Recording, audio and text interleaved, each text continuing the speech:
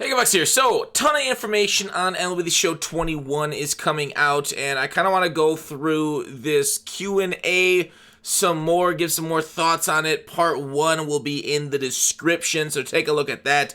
But there's a lot of things to go over here, and a lot of, I would say, politicians' excuses in this first one. So let's go right through that. Why does meter have a smaller par circle than analog?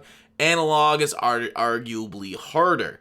Meter has a smaller par than analog due to the huge asymmetry. Wow, I can't even speak. Asymmetry between underthrows and overthrows in timing. You're trying to hit perfect accuracy without waiting so long you throw it into the dirt. With analog, there's also a timing element that controls the over-underthrows, but is not as extreme like the meter inherently because of the interface. But they don't mention anything about analog. With meter, it's like bing, bing, bing, bing. With analog, you have the same timing, but you also got to do it in the correct spot of the D-pad. You can't go left and right on it. So there's no directional challenge to meter. So it's like, let's just ignore the whole directional portion of analog and say, it's the timing that's hard. It's the time. I think somebody at SDS is a big meter fan, and they just kind of want to, like, you guys ever, I don't know, politicians, right? They don't say the quiet part out loud very much. Like, there's a reason they're doing it, but they don't want to say it. They're going to say around the topic here. And we're kind of seeing it here with this. Like, oh, it's harder because you time it. Like, you can still miss timing on the analog. And like, okay, well, it's harder to time it on the meter. And like, is it? Is it harder? It doesn't seem harder going from meter to analog. Analog's nicer because of the throw direction. It feels more like you're actually pitching because you're kind of like throwing it based off the final analog push and stuff. But like, it's weird. It's strange, right? It's super easy to like place the ball in the corner and then hit the button a few times on meter. So I don't know. It's a very interesting argument they're making, and one that kind of ignores half the issue. So whatever, it's their game. But I think they probably should be the same size. Did I say wall? Will vision matter this year, or will it be not as important like it was in show 20? Vision is one of the most integral attributes for a hitter in the show. As a higher vision attribute of players, the batter is most likely to reduce swing and miss as well as strikeouts. Okay, well, here's the issue with vision, right? So they're saying it's going to be basically the same as 20, and like basically this question is like, well, it wasn't really that important 20. Like, yeah, it's important to not strike out, right? And like, here's the thing. Vision can oftentimes be a detriment because sometimes when you fall a ball off, it's like a pop fly and get caught and you're out. Whereas if you swing through the ball, guess what? You got 3 strikes. Now, on 2 strike counts, that doesn't really help you a lot. But I've oftentimes found like, I'd rather just swing through the ball than pop it up because I would rather, not have that opportunity to get the one out there versus like, getting my PCI on it fully. So it doesn't look like they're making any changes to vision. So basically the answer, which they didn't answer, is it will not be important in the show 20. It's all about the contact, that inner circle, the outer circle for foul balls and stuff. And because like I've had things like, and like if we're talking about the outer circle, right, it also depends on timing too. Like your outer circle matters, but like I've had the balls in my outer circle, but because I've been like late or earlier, slightly late, slightly early or something, it swings through and I miss it regardless. So vision, I actually don't mind vision at this spot. I think vision is done very well with the inner circle being contact, the outer circle being vision. So it seems strange that like the more the years go on, the less attributes they actually use in their calculations. And I think that's because they just maybe made it too complicated for themselves in some of these instances where like some people like the old hitting engine before they put in like the real physics, but now we're losing discipline. Vision basically didn't matter last year. It won't matter going into this year either very much, except for foul tips and stuff, which whatever. So I don't know. I don't know if I love the stat numbers and them going down in importance and the number of them mattering. But I really hope they don't go with a competitive, I think that's the biggest mistake they'd ever make, is going to more of a competitive atmosphere for MLB The Show.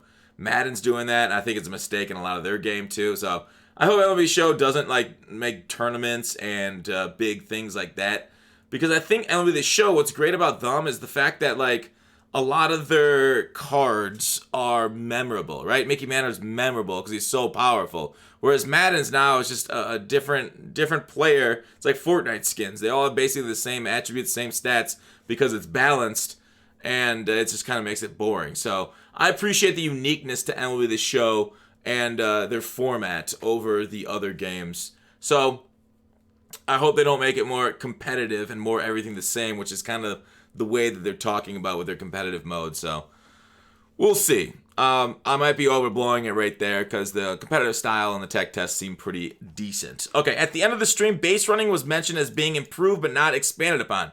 Can you elaborate as to what was changed, improved in terms of base running? Did the team address community issues with auto base running?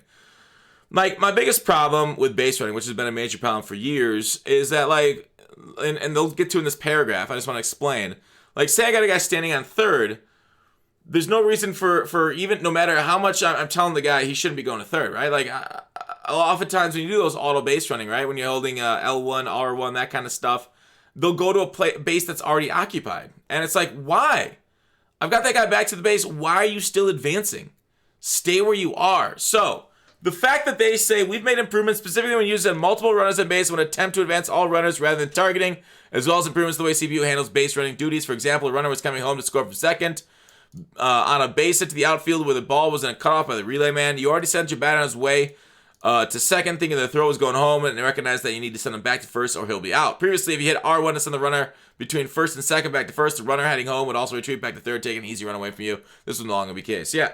So, like, that's a solid example, right? And I hope my example of I got a base runner there, and then they just automatically decide to go there, right? Where I'm like, no, stand second. And then, because, like, my biggest frustration is oftentimes you don't actually see what base they're targeting, right? There's nothing on the player on the field. Like, in the technical test, you saw this too. Like, my guys were advancing, and there was no base numbers. Like, right? When you see the base numbers that they're targeting, you can be like, oh, shoot, okay, he's actually going home. All right, let me target him back to third base. Right? So, like, when I hit those buttons to advance, retreat, I got to see at all times which base they're targeting. I hate that it's taken off. I do not like the lack of communication right there. So that, I hope, is something that they fix between technical test and launch with base running. Has the simulation mode had any gameplay balancing to make it more sim than in past years? It's kind of like a whatever, right? We're always trying to strive for the best baseball sim out there. Previous years, data from MLB internal telemetry to push it forward. That was a nothing burger of a statement. Yeah, I think MLB The Show is in a difficult spot, right? They don't want to work on their franchise mode, and they want people to forget about it, but they still want to have it in the game to sell the game to people who like the franchise mode. So, like, there's a lot of it's like, oh, go play Out of the Park Baseball. Out of the Park Baseball is like the best franchise mode in gaming right now. And, you know, well-deserved, super in-depth, that kind of stuff. So, I don't know. It's a nothing burger of a statement because it seems like they've ignored franchise. They've probably made a couple improvements, but it's been, and Road to the Show too, a little bit untouched, unloved in the last few years.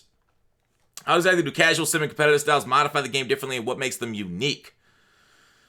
Casual parameters, comfort adjustments, timing windows larger, easier to perform things, check swings are better, favor when hitting and pitching, penalties for excessive bunting or stealings were removed, or pick off steal attempts the CPU could attempt in a row. We also have turned on-field aids, tutorials, and guest pitch.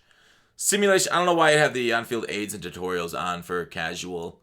Those things, you know, I mean, we could turn them off, right? Not a big deal. Simulation is our tried and true experience, and what we're using playing with MLB The Show 21. They didn't say 21. It's a well-balanced experience playing player, team attributes, and user input.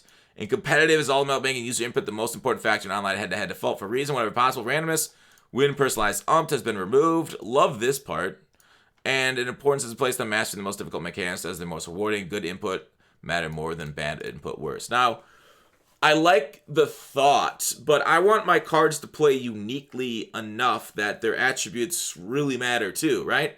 I don't want like, this is like the old Madden problem of, like, in 25 you'd have like a bronze quarterback because he's fast, as good as like some of the top end cards in the game. So, like, it's tough to balance that, and I really do not envy MLB The Show devs having to balance something like that.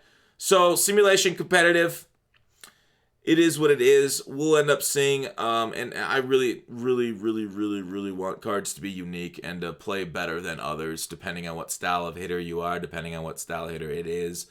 You know, it's so awesome the way they do all their animations, and the guys are unique. The pitchers throw from different angles. So I don't like the idea that players are all just going to become one big blob of stats and nothing else. And it's all going to be user input, and, well, the stats won't even matter. But I know that's not the case. That's not going to hopefully happen. So there it is. Had the par always been the largest, least accurate on analog pitching, or the chance of your differential for a pinpoint? Didn't I talk about this? Yeah, I thought they already did this. Are you doing away with discipline? Meter pitching has been more accurate than analog, was not changed to differentiate. Oh, okay. I guess they didn't talk about the history of it. So meter's always been more accurate than analog. It is what it is. I don't know why, but it is what it is. Are you doing away with discipline rating? If not, what does the rating do since it's no longer available for check swing? Basically, it influences during simming, right? That's it. Easier to execute and affects the rate of automatically dodging near miss hit by pitches. Like, well, dodging. Can you dodge? Like, if I'm going to get hit by a pitch, will a dodge take me out of the way of that pitch? It would almost get to a point where, like, you want low discipline because you don't want your player dodging out of the way. You want them taking the pitch. You want them getting hit. So it almost might reverse it and be like, all right, I want a low discipline guy because I'm going to get more, bases with him. Because if it goes inside a little bit, like Joe Morgan, who basically hangs out over the plate, like, oh, plunk, base hits, or on base, sweet, right? So, I don't know. I'll see how it is. Discipline, I like these stats to matter. It's too bad they took it out, but yeah, the community complained about check swings for a long time, and yeah. I've said my piece about discipline mattering. I wish it would matter, but we'll see how it plays this year, and it's too bad that bronzes will play the same as 99 overalls. If the modes, at least for discipline, if the modes, casual, sim, competitive, are separate, why was it necessary to change the check swing for simulation? I understand for competitive inflated DD ratings, but simulation should remain ratings-based. Whenever possible, we don't do things so differently that what you learn doesn't apply to the next difficulty level or gameplay style. So when accounting for discipline and check swings, we felt that removing it from the equation and putting that result in the user's hands would be more rewarding experience. Discipline is still a factor during fast forwards and simming a game. I don't love the answer. But basically they're saying we don't want to have the game playing different ways between our modes. Basically, the difference in the modes is a lot of their sliders, right? So they how do I explain this? It feels to me. Now, I don't work at SDS or anything like that, or on the game at all, or have any sort of inside info on this. But basically, they make this change in the code that takes out discipline, and they are balancing the game around that, the hitting attributes, the hitting engine, that kind of stuff. And so when they take it out, they can't just put it back in for their hitting engine for this mode, because now they're basically creating different games, and like they're having to tune hitting, and the feedback from the different things for the different modes are going to be different. It's going to be harder for them to differentiate in that feedback what they need to do if one plays like this, one plays like that. And it just kind of like drives a wedge, and it makes it a lot harder to do their jobs, to fix the game when it needs patching, and etc. Right? So that's kind of what I'm looking at, and it should really be there for simulation. But it's not, because I think it just makes it easier in the devs. Like I said, when I saw that they were going to 3 different game styles, I'm like, that was an awful idea. I think going to casual sim competitive was an awful idea. Madden did it. Madden devs hate it. It's like coding for 3 different games. They're trying to make it so like it's not going to be like having to code for 3 different games, and this is one of the compromises that they're making right now. You see it right here, and we'll see it more down the road. So that's life. But that's it for the video. We talked about the sinkers and cutters in our last video, again, linked in the description, so go take a look at that. But let me know what you guys think about 21, what we're seeing on the Q&A. Of course, we'll be back tomorrow as they're doing a live stream tonight, a live stream on fielding. Peace!